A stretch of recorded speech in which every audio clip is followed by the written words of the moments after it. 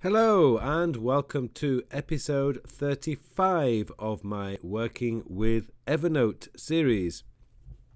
In this episode, I want to give you a follow-up to episode 27, where I suggested that you used Evernote to start collecting ideas for your plan for 2017. What do you want to achieve in 2017?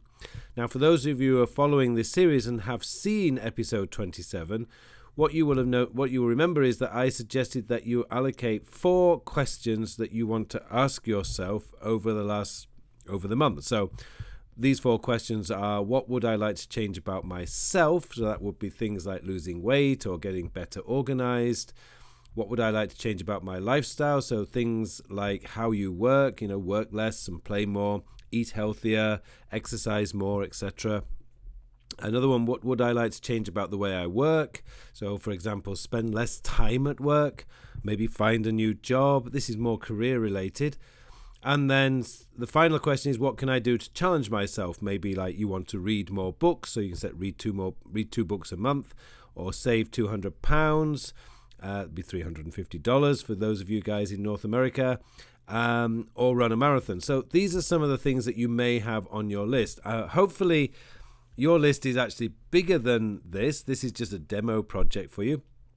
But what you then need to do is you need to look at those and think, well, how am I going to achieve those? Now, you've got to be realistic here. One of the problems that most people, and the reason why most people fail at planning a year or achieving anything in the year, is because they try to do too much. So think of this as, which are the most important things that you would like to get done next year? What are the most important things you'd like to change about yourself, change about your lifestyle, etc.? I wouldn't delete anything that's on this part of the list, because you can always move those across to 2018, and it's a good reference material for you to start off your plan for 2018 next October. Okay, but let's move on to this second part. Now, the second part is about dividing all this up into quarters. Now, I have created a demo one here for you, which is just a chart, a table, a 4-square table, and I've entitled each square Q1, Q2, Q3, and Q4.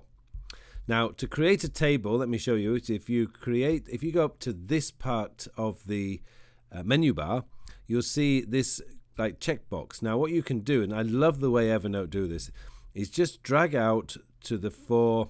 Oops, oh, there you go. Hang on, we'll just start that one again. Drag out to 4 and then click, and then you get the 4 boxes. Now, this chart, this table will get bigger as you add things. So as it'll eventually, once you start adding things, it will look something like this. Now, what I've done is, as you can see up here, I've got lose 20 pounds. Now, if I put that in, I want to lose 20 pounds in January, it is not going to happen because it's too much. So what I did was I would divide that into 3. So I would allow myself to do this in the first 3 quarters of next year. Now, you may wish to do that in the first 2 quarters. Indeed, if it may be something that's really on your mind and you want to only do that in the first quarter, it's entirely up to you.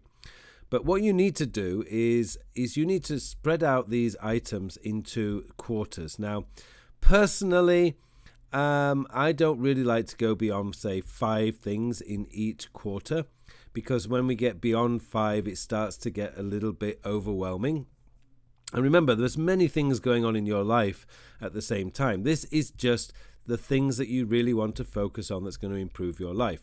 Now, if you've got any projects that you want to complete, so what you see here is write a book. I've got in Q2 is write a book, and in Q3 I've got edit the book.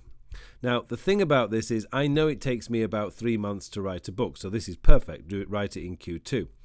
I'm not going to put it in Q1 because I've got a book that I'm writing at the moment that I think is going to overrun this year. So I'm going to keep Q1 free to get that book finished. But Q2 is write a book, 3 months. Q3, and I know that editing a book often takes 2 to 3 months too. What you'll notice is I haven't put anything in Q4, and that's intentional. Now, the reason is because in Q4, that's my overrun. And what I mean by that is I know from experience that some projects are going to overrun. They're not going to be perfect projects that are going to be done in one quarter. Some projects might take all year to complete. For example, we've got in Q3 run a marathon. Now, maybe while I was training for this marathon, like begin preparation for the marathon in Q2, maybe while I was preparing for the marathon, I got some kind of injury, which I wasn't able to run for a month. Well, that would then make running a marathon in Q3 a little bit unrealistic, and I want that option of being able to shift it across to Q4 if needs be. Remember, you've got to be flexible with this. If you're not flexible, that's another reason why many people fail at achieving their goals for next year. Now, just keep in mind that for those of you who have goals and plans for their work next year, you can actually do this for your work as well. But what I'm strongly recommend is that you try to keep the number of things that you want to complete in each quarter to the barest minimum. You can add and you can subtract, you can move things across. Being flexible with it means that you're going to get it done. But by dividing it up into quarters, I find that it is much more manageable.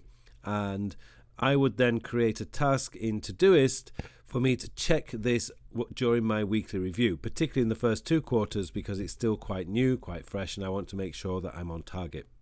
So that's how I would do my final part of planning 2017. It is actually something I'm doing at the moment. As you can see down here, I began my project planning for 2017 back in October. I'm now in the process of dividing things up into quarters and deciding when I'm going to do things for next year. Okay, so hopefully that will put an end to you coming up with a list of New Year's resolutions. New Year's resolutions very rarely work. But doing it this way and planning for the year ahead and maintaining that the Q4, keeping it quiet, because if you are amazing and you get all your projects done in each quarter, that means that the final quarter of 2017 you can go on a long vacation. Well, maybe not, but you could do something like that. But so you want to keep Q4 as minimal as possible, preferably nothing in it at this stage, and try to put things in the first 3 quarters of the year. Trust me, it really works, but you need to be committed to doing this if you really want it to work. Okay, hopefully that gives you the incentive and the motivation now to go ahead and get your 2017, your plan done, and get ready to go on January the 1st. So I just wish you all now a very productive week, and I will see you in the next episode.